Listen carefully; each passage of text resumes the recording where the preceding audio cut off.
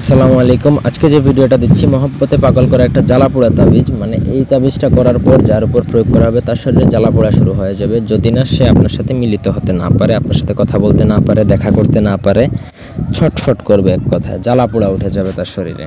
ব্যক্তিগত যে কোনো কাজের জন্য স্ক্রিনে দেওয়া নাম্বার আছে, সরাসরি ফোনে বা হোয়াটসঅ্যাপে যোগাযোগ করে যে কোনো কাজ করাতে পারবেন দেশে বা দেশের বাইরে থেকে।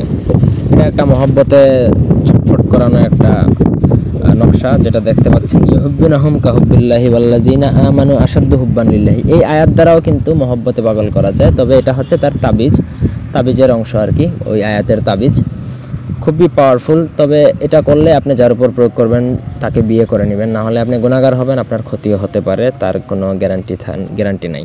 যদি উদ্দেশ্য ভালো থাকে ইনশাল্লাহ আপনার কাজ দ্রুত হবে আল্লাহর রহমতে।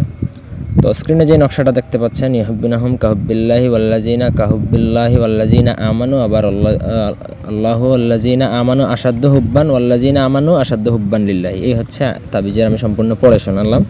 নিচে যার জন্য করবেন তার নাম, সে ছেলে হলে তার নাম এবং তার পিতার নাম, মেয়ে হলে তার নাম এবং তার মাতার নাম। একটা নকশায় লিখতে হবে ভুজপাতার মধ্যে কুমকুম অথবা গুরুচনকালি, সব থেকে বেটার হয় লাল চন্দন দ্বারা লিখলে, তাহলে জাগ্রত হয়ে যাবে। পাক পবিত্র হয় একা নির্জনে বসে লিখবেন, কারো কোনো হেল্প বা সহায়তা নিলে চলবে না, একদম নির্জনে লিখবেন।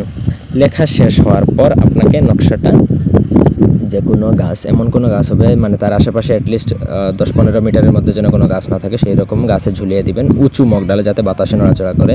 গ্যারান্টি দিচ্ছে আপনার কাছে 3 থেকে 7 দিনের মধ্যে হয়ে যাবে ইনশাআল্লাহ আল্লাহর রহমতে। তো এই ছিল আজকের ভিডিও। ধন্যবাদ সবাইকে, আল্লাহ হাফেজ।